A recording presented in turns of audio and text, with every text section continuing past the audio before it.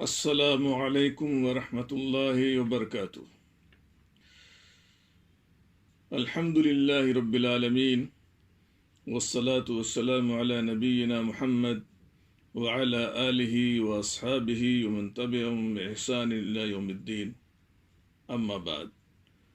فاعوذ باللہ السمیع العلیم من الشیطان الرجیم، بسم اللہ الرحمن الرحیم۔ وَلَقَدْ يَسَّرْنَا الْقُرْآنَ لِلذِّكْرِ فَهَلْ مِن مُدَّكِرٍ۔ ناظرین اکرام، اس سے پہلے والی ملاقات میں اس سوال کا جواب تلاش کرنے کی کوشش کی گئی تھی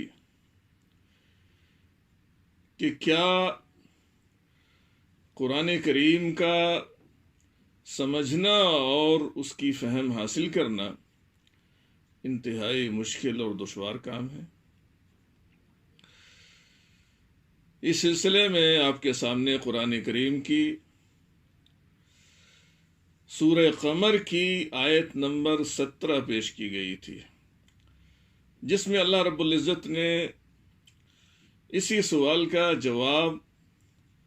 بہت ہی جامع انداز میں اور انتہائی تاکیدی اسلوب میں اور انتہائی آسان الفاظ میں اللہ رب العزت نے اس سوال کا جواب دیا ہے۔ وہ یہ کہ وَلَقَدْ يَسَّرْنَا الْقُرْآنَ لِلذِّكْرِ فَهَلْ مِن مُدَّكِرٍ، یقیناً ہم نے قرآن کو یاد کرنے کے لیے یا نصیحت حاصل کرنے کے لیے بہت آسان کر دیا ہے۔ فَهَلْ مِن مُدَّكِرٍ، کیا کوئی ہے جو اس کتاب کو یاد کرنے والا ہو، اس کتاب کو سمجھنے والا ہو، اس کتاب سے عبرت و نصیحت حاصل کرنے والا ہو؟ اللہ رب العزت نے کس قدر جامع الفاظ میں اور آسان الفاظ میں یہ بات بیان فرمائی ہے، اس تعلق سے کچھ تفصیلی گفتگو آپ سے کی گئی تھی کہ یہاں کس طریقے سے اللہ رب العزت نے قسم کا ذکر کیا ہے، یا قسم کے اسلوب میں جو الفاظ استعمال کیے جاتے ہیں ان کا استعمال کیا ہے، جمع کا صیغہ استعمال کیا ہے اور لفظ قرآن استعمال کیا ہے۔ ان سارے الفاظ سے یہ بات معلوم ہوتی ہے کہ قرآن کا سمجھنا کوئی بہت مشکل کام نہیں ہے۔ اور اس کے بعد ذکر کا یہاں کیا معنی ہے، یہ بات آپ سے کی جا رہی تھی۔ تو مفسرین کی ایک جماعت نے یہاں ذکر کا معنی یاد کرنا کیا ہے، جسے ہم حفظ کرنا کہہ سکتے ہیں۔ ذہن میں کوئی چیز زبانی طور سے یاد کرنا، یاد رکھنا، گویا کہ یہ تذکر کے معنی میں ہے، اور اسی کے اندر فہم کا معنی بھی شامل ہو جاتا ہے۔ تو اللہ رب العزت نے اس کتاب الہی کو یاد کرنے کے لیے اور سمجھنے کے لیے آسان کر دیا ہے۔ اس کے جو الفاظ ہیں، جو کلمات ہیں، جو حروف ہیں، جو عبارت ہے، وہ اللہ رب العزت نے آسان فرما دی ہے، اور الفاظ کے جو معانی ہیں ان کو بھی آسان کر دیا ہے۔ اور میں نے آپ کے سامنے مثالیں رکھی ہیں اس سلسلے میں، اس سے پہلے والی ملاقات میں، کہ کس طریقے سے قرآن کریم کے الفاظ آسان ہیں، ان کی ادائیگی آسان ہے، اور کس طریقے سے یاد کرنا بھی آسان کر دیا ہے اللہ رب العزت نے۔ سینے میں محفوظ کرنا بھی اللہ تعالیٰ نے اس کتاب کو آسان فرما دیا ہے۔ یہاں ذکر کا ایک اور معنی مفسرین نے کیا ہے، وہ ہے عبرت و نصیحت حاصل کرنا۔ اللہ رب العزت نے خاص طور سے اس صورت کے اندر جو حادثات جو واقعات پچھلی امتوں کے، پچھلی قوموں کے ذکر فرمائے ہیں، خاص طور سے اس سورت کے اندر اللہ رب العزت نے قوم نوح کا تذکرہ کیا ہے کہ کس طریقے سے اس قوم نے اپنے نبی کی تکذیب کی اور اس کا انجام، اس کا نتیجہ کیا ہوا۔ قوم عاد کا ذکر کیا ہے کہ اس قوم نے اپنے نبی کے ساتھ کیا سلوک کیا۔ قوم ثمود کا تذکرہ ہے کہ اس قوم نے اپنے نبی کے ساتھ کیا برتاؤ کیا۔ قوم لوط کا تذکرہ ہے کہ یہ قوم کس طرح کے جرائم میں مبتلا تھی۔ اللہ رب العزت نے ان چاروں قوموں کو کس طریقے سے ہلاک کیا ہے، برباد کیا ہے۔ ان چاروں قوموں کی ہلاکت اور بربادی کا تذکرہ اس صورت میں بیان کیا گیا ہے، اور اسی سیاق میں اللہ رب العزت نے فرمایا یہ جو حادثات، یہ جو واقعات ہم نے ذکر کیے، ان کا مقصد یہ ہے کہ جو کتاب الہی کو پڑھنے والے ہیں، سمجھنے والے ہیں، انہیں عبرت حاصل ہونی چاہیے، نصیحت حاصل ہونی چاہیے، اور پچھلی قوموں کے انجام سے ڈرنا چاہیے، اور ان حادثات اور ان واقعات سے فائدہ اٹھانے کی کوشش کرنی چاہیے کہ کس طریقے سے ہم ان غلطیوں سے جن کی وجہ سے ان قوموں کو سزا دی گئی ہے، ہم کس طریقے سے اپنے آپ کو بچا سکتے ہیں تاکہ ہم بھی سزاؤں سے بچ جائیں۔ تو ایک معنی مفسرین نے یہاں ذکر کا عبرت اور نصیحت کے معنی میں کیا ہے۔ اس کے بعد اللہ رب العزت نے استفہام کے انداز میں فرمایا ہے، لیکن اس سے پہلے میں یہ بات بھی عرض کر دوں کہ اللہ رب العزت نے فرما دیا ہے یقیناً ہم نے قرآن کو بہت آسان کر دیا ہے یاد کرنے کے لیے، حفظ کرنے کے لیے، عبرت و نصیحت حاصل کرنے کے لیے، لیکن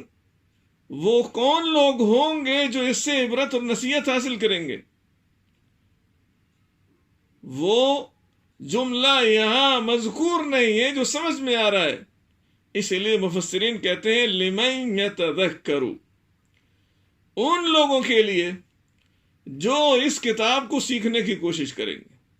جو اس کتاب کو سمجھنے کی کوشش کریں گے، جو اس کتاب پر عمل کرنے کی کوشش کریں گے، ایسے لوگوں کے لیے اللہ رب العزت نے اس کتاب کو آسان فرما دیا ہے۔ لیکن جو لوگ اس کتاب کو اٹھا کر ہی نہ دیکھیں، جو اس کتاب کو کھول کر ہی نہ دیکھیں، جو اس کتاب کو سمجھنے کی کوشش ہی نہ کریں، جن کے دل کے اندر کوئی رغبت، کوئی تڑپ، کوئی جستجو ہی نہ ہو کہ اللہ رب العزت نے اس کتاب الہی میں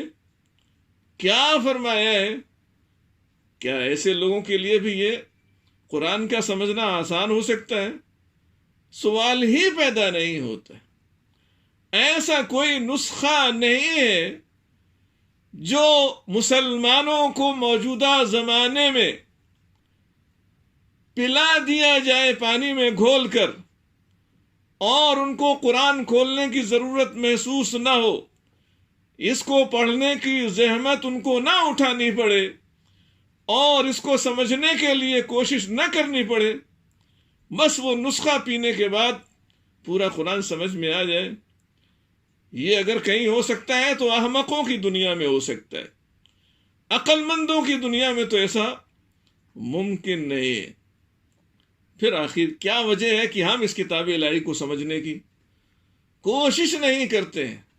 اس کو پڑھنے کی کوشش نہیں کرتے ہیں، اس پر عمل کرنے کی کوشش نہیں کرتے ہیں؟ اس کے بعد اللہ رب العزت نے فرمایا فَهَلْ مِن مُدَّكِرٍ، تو کیا کوئی اس کتاب کو یاد کرنے والا ہے؟ کیا کوئی اس کتاب کو سمجھنے والا ہے؟ کیا کوئی اس کتاب پر عمل کرنے والا ہے؟ کیا کوئی اس کتاب سے عبرت و نصیحت حاصل کرنے والا ہے؟ کیا کوئی اس کتاب الہی سے پند و واز حاصل کرنے والا ہے؟ اللہ رب العزت نے یہ سوال کیا ہے۔ مفسرین کہتے ہیں کہ یہ سوال امر کے معنی میں ہے، گویا کہ اللہ رب العزت حکم دے رہا ہے، فرما رہا ہے ان لوگوں سے جن کو اس کتاب کا حامل بنایا گیا ہے، جن کو یہ کتاب آخری قانون، آخری دستور کے طور پر دی گئی ہے، ان کو اللہ رب العزت حکم دے رہا ہے۔ کیا حکم دے رہا ہے؟ کہ اس کتاب الہی کو سمجھنے کی کوشش کرو، اس کو یاد کرنے کی کوشش کرو، اس پر عمل کرنے کی کوشش کرو، اس سے عبرت و نصیحت حاصل کرنے کی کوشش کرو، اس سے فائدہ اٹھانے کی کوشش کرو۔ اللہ رب العزت حکم دے رہا ہے۔ ایک معنی تو یہ کیا گیا ہے کہ استفہام امر کے معنی میں، کہ ہم نے اس کتاب کو آسان بنا دیا ہے، لہذا اس کا تقاضا یہ ہے کہ جو اس کتاب کے حاملین ہیں انہیں لازمی طور سے سمجھنا چاہیے، پڑھنا چاہیے، یاد کرنا چاہیے۔ اور کچھ مفسرین نے کہا کہ اس امر سے ترغیب مقصود ہے۔ جو لوگ اس کتاب الہی کے حامل قرار دیے گئے ہیں ان کو اللہ رب العزت رغبت دلا رہا ہے استفہام کے انداز میں کہ انہیں اس کتاب الہی کو سمجھنے کی کوشش کرنی چاہیے، عمل کرنے کی کوشش کرنی چاہیے، جو بھی اس کتاب کے حقوق ان کے اوپر عائد ہوتے ہیں ان کو ادا کرنے کی کوشش کرنی چاہیے۔ یہ تو معنی اور مفہوم تھا، یا مختصر سی تشریح تھی اس آیت کی۔ آئیے مزید اس آیت کے تعلق سے مفسرین کیا کہتے ہیں۔ علامہ شوکانی رحمۃ اللہ علیہ، جن کی تفسیر کی مشہور کتاب ہے فتح القدیر، اس میں لکھتے ہیں اس آیت کی تفسیر کرتے ہوئے، فیہا الحث علی درس القرآن، اس آیت کریمہ کے اندر آسان سی آیت ہے، وَلَقَدْ يَسَّرْنَا الْقُرْآنَ لِلذِّكْرِ فَهَلْ مِن مُدَّكِرٍ۔ اس آیت میں اللہ رب العزت نے قرآن کو پڑھنے سمجھنے کی رغبت دلائی ہے، ترغیب دلائی ہے، اور کیا ہے، وَالْإِسْتِكْثَارِ مِن تِلَاوَتِهِ، اور اس آیت میں کثرت سے اس کی تلاوت کرنے کی رغبت دلائی گئی ہے اللہ رب العزت کی جانب سے۔ اور کہا وَالْمُسَارَعَةِ فِي تَعَلُّمِهِ وَتَعْلِيمِهِ، اور اس کتاب کو سیکھنے اور سکھانے میں جلدی کرنا چاہیے، تاخیر کا کوئی سوال ہی پیدا نہیں ہونا چاہیے، تاخیر ہونی ہی نہیں چاہیے۔ یہ بات معلوم ہو جانے کے بعد کہ قرآن کا سمجھنا انتہائی آسان ہے، اللہ رب العزت کے اس اعلان کے بعد اور اس حقیقت کے بیان کرنے کے بعد ہماری اور آپ کی جانب سے، اس امت کے کسی بھی فرد کی جانب سے کوئی تاخیر نہیں ہونی چاہیے۔ اس کتاب کو سیکھنے کے تعلق سے اور اس کتاب کو سکھانے کے تعلق سے، اس کا سیکھنا بھی آسان ہے، سکھانا بھی آسان ہے، پڑھنا بھی آسان ہے، عمل کرنا بھی آسان ہے۔ ہر اعتبار سے اللہ رب العزت نے اس کتاب کو آسان بنا دیا ہے، یہ کہنا چاہتے ہیں۔ یہ قول تھا علامہ شوکانی رحمت اللہ علیہ کا، اور بھی مفسرین نے اس آیت کے تعلق سے باتیں لکھی ہیں۔ میرے سامنے ایک اور قول ہے علامہ ابن تیمیہ رحمت اللہ علیہ کے شاگرد رشید، جنہیں ہم ابن قیم کے نام سے جانتے ہیں۔ ان کی ایک انتہائی قیمتی اعلیٰ علمی کتاب ہے جس کا نام ہے اعلام الموقعین۔ اس کتاب کے اندر ابن قیم رحمت اللہ علیہ نے جہاں مفید اور کارآمد علم کے سلسلے میں گفتگو کی ہے، دنیا میں علم مفید بھی ہے، کارآمد بھی ہے، مضر بھی ہے، نقصان دہ بھی ہے، لیکن اور دنیا میں جو علم ہے وہ آسان بھی ہے، وہ مشکل بھی ہے۔ لیکن ابن قیم رحمۃ اللہ علیہ نے اس آیت کے ضمن میں لکھا ہے، تحریر کیا ہے کہ اگر سب سے مفید کوئی علم ہو سکتا ہے، اگر سب سے آسان چیز جس کا علم حاصل کرنا سب سے آسان ہو سکتا ہے اس دنیا کے اندر، تو وہ یہی کتاب الہی ہے۔ آئیے دیکھیے، کہتے ہیں وَذَلِكَ بِحَمْدِ اللَّهِ تَعَالَى أَيْسَرُ شَيْءٍ عَلَى النُّفُوسِ تَحْصِيلُهُ وَحِفْظُهُ وَفَهْمُهُ۔ مفید علم کی بات کرتے ہوئے کہتے ہیں کہ اللہ رب العزت کا فضل و احسان ہے کہ سب سے آسان چیز جس کا حاصل کرنا، جس کا یاد رکھنا، حفظ کرنا، جس کا سمجھنا سب سے زیادہ آسان ہے، وہ کیا ہے؟ فَإِنَّهُ كِتَابُ اللَّهِ الَّذِي يَسَّرَهُ لِلذِّكْرِ، تو وہ اللہ تعالیٰ کی وہ کتاب ہے جسے اللہ تعالیٰ نے ذکر کے لیے، یاد کرنے کے لیے، سمجھنے کے لیے، نصیحت حاصل کرنے کے لیے آسان کر دیا ہے۔ کما قال تعالی،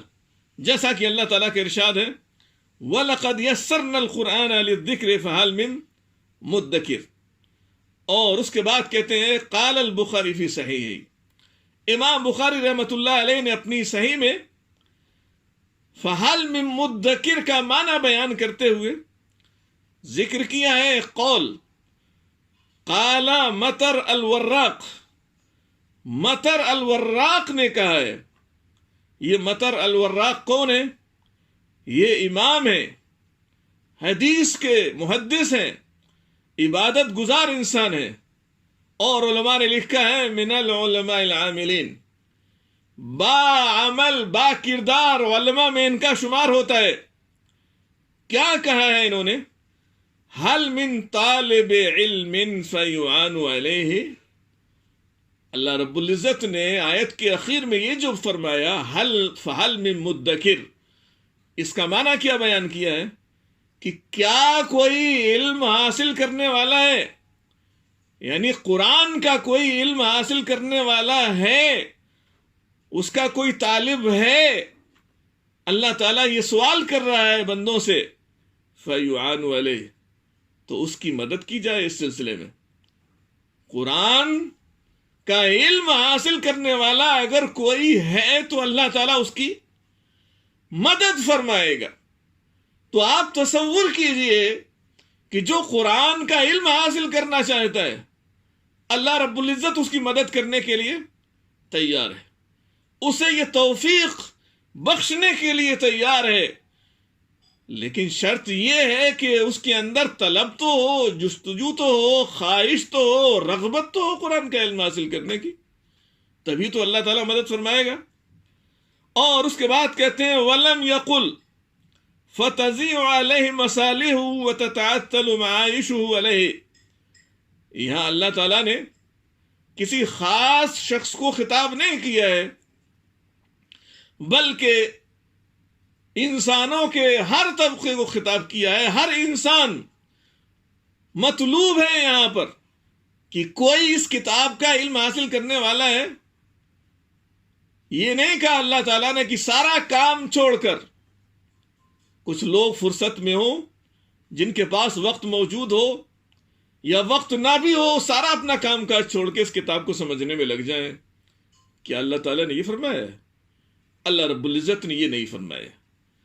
کہ انسان اپنے دنیاوی امور چھوڑ کر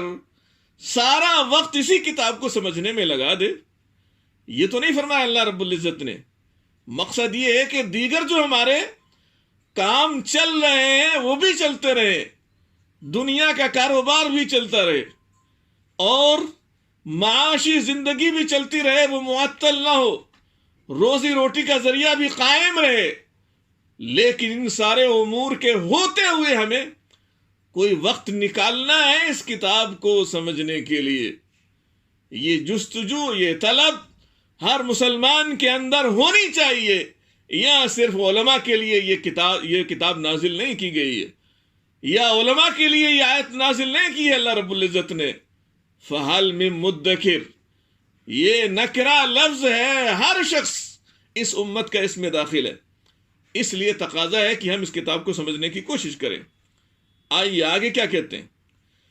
کہتے ہیں وَإِنَّمَا هُوَ الَّذِي فِي غَايَةِ الصُّعُوبَةِ وَالْمَشَقَّةِ مُقَدَّرَاتُ الْأَذْهَانِ وَأُغْلُوطَاتُ الْمَسَائِلِ والفروع والأصول التي ما انزل اللہ بها من سلطان۔ ابن قیم رحمۃ اللہ علیہ آگے کہتے ہیں کہ قرآن کا علم حاصل کرنا جسے لوگوں نے مشکل ترین قرار دے دیا ہے اور کسی کو اس کے حاصل کرنے کی اجازت نہیں دیتے ہیں، کہا سب سے زیادہ مشکل کام اور سب سے زیادہ مشقت والا علم جس کو سمجھنا آسان نہیں ہے وہ قرآن نہیں ہے، وہ کیا ہے؟ کہتے ہیں مقدرات الاذہان، لوگوں کے ذہن نے جو باتیں گھڑی ہیں اور جو باتیں لوگوں کے ذہن میں آتی ہے، جو فرضی مسائل ہیں جو ابھی وقوع پذیر نہیں ہوئے، لوگ اس میں اپنا سر کھپاتے ہیں، ان کو سمجھنے کی کوشش کرتے ہیں۔ سب سے زیادہ مشکل وہ مسائل ہیں جو ابھی واقعی نہیں ہوئے اور اس امت کے لوگوں کے ذہن کی پیداوار ہے، جن کے سمجھنے کی کوئی ضرورت نہیں ہے، ان کا علم حاصل کرنا بہت مشکل ہے۔ وہ اغلوطات المسائل، اور دقیق مسائل، مشکل ترین مسائل جو ابھی واقع نہیں ہوئے اور فرض کر کے گھڑ گھڑ کے وہ مسائل پوچھے جاتے ہیں عالموں سے کہ اس کا کیا حکم ہوگا، اس طرح کے جو مسائل ہیں ان کا حاصل کرنا، ان کا جواب تلاش کرنا مشکل کام ہے۔ اور بعض روایات کے اندر اگرچہ ان کی صحت اور سند میں کلام ہے، اللہ کے رسول صلی اللہ علیہ وسلم نے منع فرمایا ہے اس طرح کے مسائل میں الجھنے سے، یا علماء کرام سے یا دیگر لوگوں سے اس طرح کے مسائل گھڑ گھڑ کے جو ابھی رونما نہیں ہوئے ہیں ان کا جواب تلاش کرنا، اس سے منع کیا گیا۔ کہتے ہیں اس طرح کے مسائل مشکل ہیں۔ والفروع والاصول التي ما انزل اللہ بها من سلطان، اور فقہ کی کتابوں میں اور دیگر کتابوں میں وہ فروعی مسائل، فقہی مسائل، اصولی مسائل جن کی اللہ تعالیٰ نے کوئی دلیل نازل نہیں فرمائی ہے، ان کا سمجھنا مشکل ہے۔ لیکن آج لوگوں نے، اس امت کے نام نہاد علماء نے، کتاب اللہ اور سنت رسول کو سمجھنا سب سے مشکل بنا دیا ہے۔ بلکہ اللہ تعالیٰ ایسے لوگوں کو ہدایت دے، کہتے ہیں کہ حدیث کی کتاب پڑھنا یہ گمراہی کا کام ہے، اس سے آپ گمراہ ہو سکتے ہیں۔ بہرحال، اور اس کے بعد کہتے ہیں ابن قیم التی کل ما لها فی نمو و زیادت و تولید، یہ بے سند اور بے دلیل مسائل، قرآن حدیث میں جن کی کوئی دلیل موجود نہیں ہے، ساری انرجی انہی پر صرف کی جاتی ہے اور انہی پر عمل کرایا جاتا ہے لوگوں سے۔ کہا کہ اس طرح کے مسائل بڑھتے جا رہے ہیں، اضافہ ہوتا جا رہا ہے، اور لوگ طرح طرح کی اس سلسلے میں کتابیں لکھتے جا رہے ہیں۔ اور کہا کہ وَالدِّينُ كُلُّ مَا لَهُ فِي غُرْبَةٍ وَنُقْصَانٍ، اور دین جو کتاب اللہ سنت رسول کی شکل میں اللہ تعالیٰ نے مسلمانوں کو دیا ہے، لوگ اس سے ناواقف ہوتے جا رہے ہیں، اجنبی معلوم ہوتے ہیں۔ اگر حدیث سے کوئی مسئلہ آپ لوگوں کے سامنے بیان کریں، یا مغرب کی اذان کے بعد 2 رکعت سنتیں پڑھنے کی حدیثوں میں تاکید موجود ہے، لیکن اگر آپ کسی مسجد میں پڑھنے کے لیے کھڑے ہو جائیں، لوگ تعجب کرتے ہیں کہ کون سی نماز، یہ کون سی عبادت، یہ کہاں سے آ گئی۔ تو جو قرآن اور حدیث کے جو مسائل ہیں ان سے تو لوگ ناواقف ہیں، لا علم ہیں، اجنبی ہیں، ان کو پتہ ہی نہیں ہے۔ لیکن جو مشکل مسائل ہیں، جو فرضی مسائل ہیں، گھڑے ہوئے مسائل ہیں، ان پر ساری انرجی ان کو سیکھنے میں، ان کو سمجھنے میں صرف کرنے کی کوشش کرتے ہیں۔ علامہ ابن قیم رحمۃ اللہ علیہ نے ذکر کیا ہے کہ کس طریقے سے یہ امت جو صحیح علم کتاب اللہ اور سنت رسول کی شکل میں موجود ہے مسلمانوں کے درمیان، آج بھی موجود ہے، اصلی شکل میں بھی موجود ہے، لیکن اس پر عمل کرنے کے لیے تیار نہیں ہے۔ جو اصل دین ہے اس پر عمل کرنے والے کم سے کم تر ہوتے جا رہے ہیں، لیکن جو چیز دین کا حصہ ہی نہیں ہے اور دین کا اس سے دور دور تک کوئی تعلق ہی نہیں ہے، ان چیزوں کو لوگ آج دین تصور کرتے ہیں، دین سمجھتے ہیں۔ کوئی تعزیہ نہ بنائے تو وہ مسلمان نہیں ہے، کوئی تعزیے کے آگے نہ جھکے سجدہ نہ کرے تو وہ مسلمان نہیں ہے، کوئی عید میلاد نہ منائے تو وہ مسلمان نہیں، اسلام سے خارج ہے، اور کوئی اللہ کے رسول صلی اللہ علیہ وسلم کا نام آئے انگوٹھے نہ چومے تو وہ مسلمان نہیں ہے،